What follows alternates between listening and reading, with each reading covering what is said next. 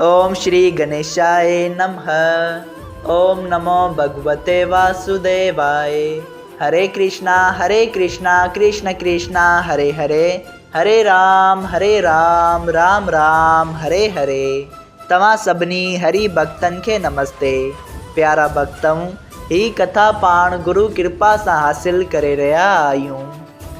श्री गणपति सरस्वती जो दरे ध्यान करया तो मां भागवत महापुराण जो बयान, जैमें व्यासदेव ऐं सुखदेव जी कयो आहे श्री कृष्ण लीला जो गुणगान। सबई चो जय भागवत महापुराण।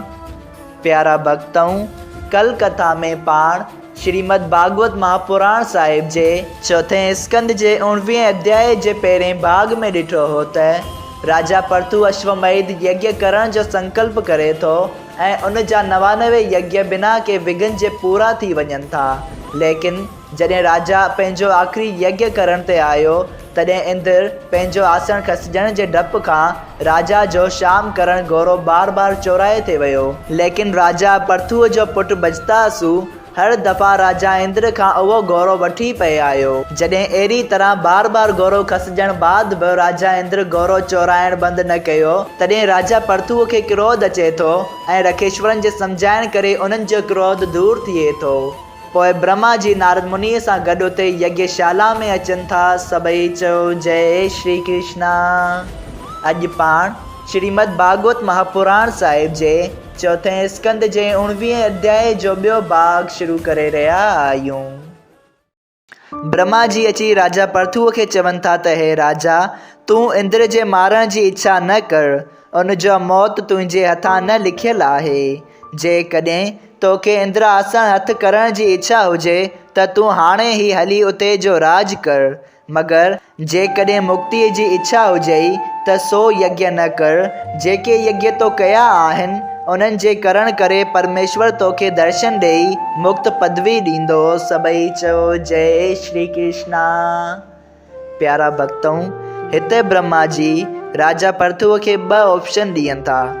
जेकॾहिं तोखे राज करणो आहे त वञी राज कर, ऐं जेकॾहिं तोखे राज नाहे करणो ऐं मुक्ति खपे त ही 100 वारो आख़िरी यज्ञ पूरो न कर त तोखे परमेश्वर मुक्ति ॾींदो। हाणे ॾिसो त राजा परथु छा थो करे। ब्रह्मा जी चवनि था त हे राजा, तुंहिंजे यज्ञ करण जो हाल संसारी माण्हू ॿुधी शुभ कर्म कंदा। इंद्र जी दगा करण जो हाल ॿुधी कलयुग वासी माण्हू पाखंडी थींदा। उन तरह ब्रह्मा जी सम्झाइण सां राजा परथु पंहिंजो क्रोध खिमिया कयो। ब्रह्मा जी नारद मुनि समेत पंहिंजे लोक ॾांहुं हलियो वियो ऐं राजा परथु ब्राह्मणनि खे चयो त मां इंद्र लोक जी कुझु बि इच्छा नथो रखां ऐं मुंहिंजा 99 यज्ञ चङी तरह पूरा थिया आहिनि। हाणे बाक़ी जेको हिकु यज्ञ रहियो आहे सो मां नथो करियां। हाणे तव्हां कृपया पूर्ण आहुति अग्नि जे कुंड में खणी विझो। अञा रखेश्वरन मंत्र पढ़ी पूर्ण आहुति वधी त ब्रह्मा जी नारायण भगवान वटि वञी चयो त हे महाराज, हिकिड़े राजा इंद्र जे साम्हूं ॿियो को बि 100 यज्ञ नथो करे सघे। राजा परथु परम भक्त जो ॾिनल संकल्प पूरो न थियणु घुरिजे। तव्हां सभिनी जा मालिक आहियो, जीअं वाजिब हुजेव तीअं करियो। इहा ॻाल्हि ॿुधी श्री नारायण भगवान त्रिलोकीनाथ ब्रह्मा जी ऐं इंद्र खे पाण सां गरुड़ ते विहारे पूर्ण आहुति ॾियण वक़्तु उन यज्ञशाला में अची पहुता, जिन खे ॾिसी राजा परथु ऐं सभु ब्राह्मण रखेश्वर उथी बीठा ऐं वेंकटनाथ खे दंडवत करे स्तुति करण लॻा ऐं ऋषि मुनि बि ॾाढा ख़ुशि थिया। सभई चओ जय श्री कृष्णा। श्रीमद भागवत महापुराण साहिब जे चौथे स्कंद जो 19वां अध्याय संपूर्ण थियो। अध्याय 20 राजा परथुअ खे भगवान जो वर ॾियण।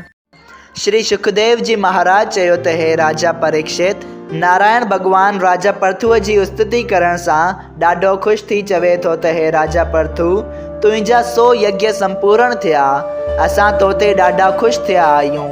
हाणे तूं कुझु गुर ऐं इंद्र जो अपराध खिमिया कर, छाकाणि त सभिनी नंढनि वॾनि जीवन में आत्मा हिकु आहे। सो तूं दया ऐं धर्म सां रही प्रजा जो पालन कर। तोखे सनक आदिक रखेश्वर अची ज्ञान उपदेश कंदा। ही ॻाल्हि त्रिलोकीनाथ जी ॿुधी राजा पृथु मर्यादा मूजिब संदसि पूजा करे हथ जोड़े वेनती कई त हे दीन दयाल, मां कंहिं सां दुश्मनी नथो रखां, न कि इंद्रलोक या ॿिए कंहिं शइ जी मूंखे ख्वाहिश आहे। मां फ़क़ति तव्हां जे चरणनि जी प्रीत ऐं भक्ति चाहियां थो, जा हमेशा मुंहिंजे हृदय में भरी रहे ऐं तव्हां जो गुण ऐं जस हमेशा ॿुधंदो रहां। तव्हां पंहिंजे भक्तनि खे श्री लक्ष्मी खां बि वधीक प्यार कंदा आहियो। जंहिं अव्हां जी भक्ति जो सुख पातो आहे, सो आदमी महाॼाण में नथो फासे। मूंखे अव्हां जे चरणनि जी प्रीत ऐं भक्ति घुरिजे। ही ॻाल्हि ॿुधी नारायण भॻवान चयो त हे राजा, तूं मुंहिंजो परम भक्त आहीं, तुंहिंजियूं सभु इच्छाऊं पूरियूं थींदियूं। त्रिलोकीनाथ ईअं चई वेंकट ॾांहुं पधारे विया ऐं ब्रह्मा जी बि पंहिंजे आस्थान ॾांहुं रवाना थिया। राजा जो यज्ञ संपूर्ण थियो।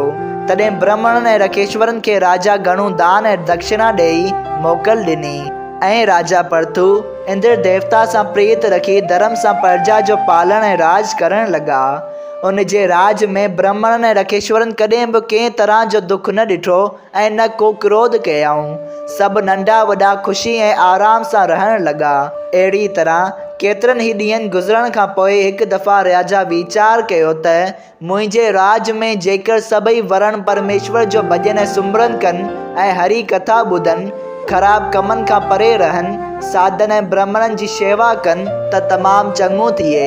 तंहिं करे राजा पृथु सतनि दीपनि जे राजाउनि रखेश्वरनि ऐं ब्राह्मणनि महात्माउनि खे ऐं चई वर्णनि जे आदमियुनि खे बि दामू मोकिलियो, जे सभु थोरनि ई ॾींहंनि में राजा पृथु वटि अची गॾु थिया। जंहिं हिननि सभिनी जो आदर भाव करे खेनि निहायत ख़ुशि कयो ऐं संदन सुठी महिमान नवाज़ी कई। सभई चओ जय श्री कृष्णा।